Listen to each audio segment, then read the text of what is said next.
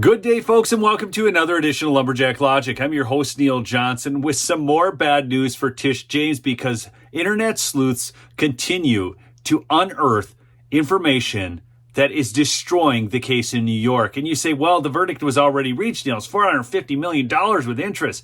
Yes, but Trump is appealing it. It will be overturned on appeal as more of this stuff comes out. Folks, they're not going to win the appeal. Even if they win at the New York appellate, it's going to go one step higher and they're going to lose there. They are playing lawfare. The process is the pain. The process is the penalty, if you will. I understand what they're doing.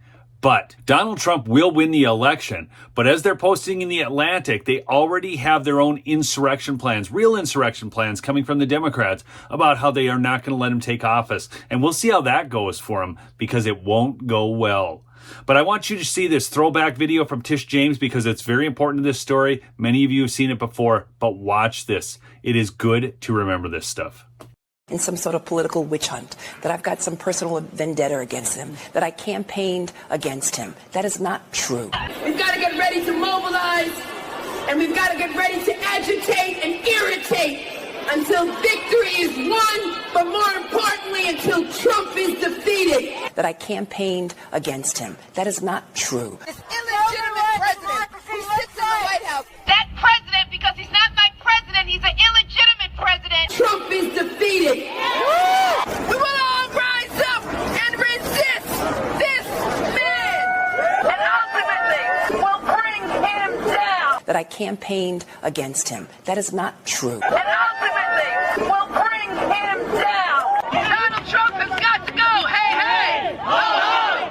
Donald Trump has got to go. Hey, hey. Ho, ho. See, Tish James is very similar to Fani Willis down there in Georgia. They actually believe they were so wrong, their grievances so big, they can do anything they want to right those. They are bitter people. Tish James posted this the other day. $464,576,230.62. My friend Mr. Sausage put corrupt communist female dog below that. That's right, because she is. And I don't say that lightly. I want to take you back to an article from the New York Times. I saw this on Patrick Bet-David's podcast clips on Twitter. But the Post home for sale for $20 million. And this is back in 1981. Tish James said it was worth $18 million. But this article is going to expose the whole fraud. And I also want to tell you that real estate has appreciated in Palm Beach, Florida, quite significantly, especially the oceanfront property. Now, I could not specifically find something that dated back that far on inflationary pressure in Palm Beach specifically. But look at this graph right here. The median price of a single family home, this is in Florida, was $412,000. And you can see how that rose from under $200,000. And this is just over the period of 2012 to 2022. Now look, folks, I'm not a real estate appraiser. But again, as you look at this graph, we're talking of a home value of maybe right around $160,000, climbing to $412,000 over that 10-year period of time. And if I could get something that was oceanfront property that was listed in 1981 for $20 million, if I could pick that up for $18 million in today's money, I'm telling you what, I would beg and borrow whatever I had to do to get it, and I would flip that thing and earn a boatload of cash. I could retire for the rest of my life. In fact, just to show you some of the listings on Realtor.com, and I want you to remember these because as I get into this story, the meat of the story, remember these numbers.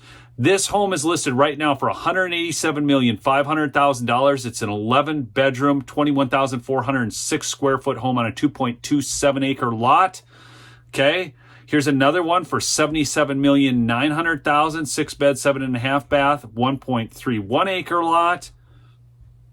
Then we have a 2.3 acre lot, land only, for $200 million. And now we're going to get into what the Post home actually was in size and scope. Out of this article from the New York Times, again, this is back from 1981. Post home for sale for $20 million. By Carrie Grusson, Palm Beach, Florida. She was the undisputed queen of Palm Beach society, and today, 7.5 years after the death of Marjorie Merriweather Post, the 115-room mansion from which she reigned is on the market for a regal sum. By all accounts, the Post Foundation is selling Mar-a-Lago, the 17.7 acre, you got that? So now we're talking a 17.7 acre estate, go back to those previous numbers, that stretches from the Atlantic Ocean to the front yard to Lake Worth in the back for no less than $20 million. So not only does it have oceanfront property, it's got lakefront property in the back. I live in Minnesota, man. They're not making any more lakefront property, man. Lakefront property goes for big dollars up here. I did a lakefront development. Again, I'm not an appraiser, but I've made a little bit of money in real estate. I bought and sold. I would totally buy this place for $18 million, man. Sell it to me, Donald. Sell it to me. Okay, a record-breaking price in this winter watering hole for the very rich. It is also one of the highest ever asked for residential property in the country.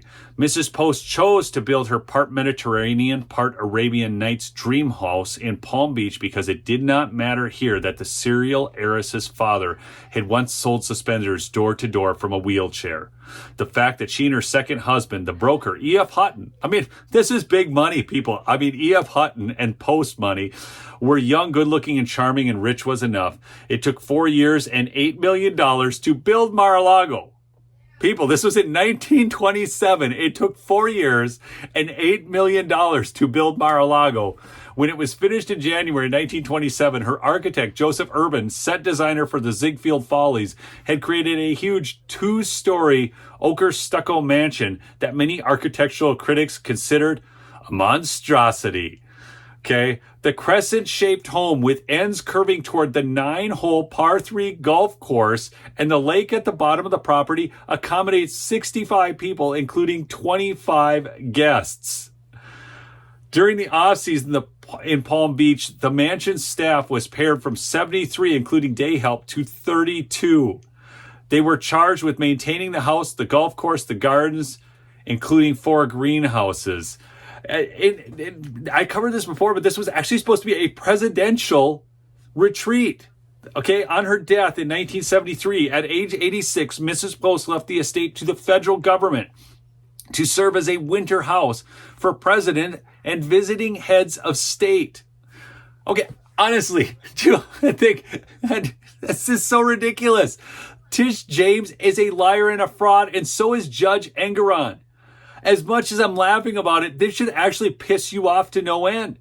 They're interfering in an election. They're trying to destroy a person to the tune of $400 and some odd million with their interest charge. Fortunately, Donald Trump made $4 billion the other day. You can go check that video out that I posted. But anyways, Mar-a-Lago, lying directly in the flight path of the Palm Beach airport, proved difficult to secure, and as the cost of keeping up the property soared beyond the funds Mrs. Post had provided, the government returned it to the Post Foundation by an act of Congress that became effective April 1st. So the federal government couldn't even afford to keep it. So I bring this up because we have this selling, for $20 million way back then. Donald Trump buys this. It has handmade tile. It has everything. I even showed this old video of the tour of Mar-a-Lago.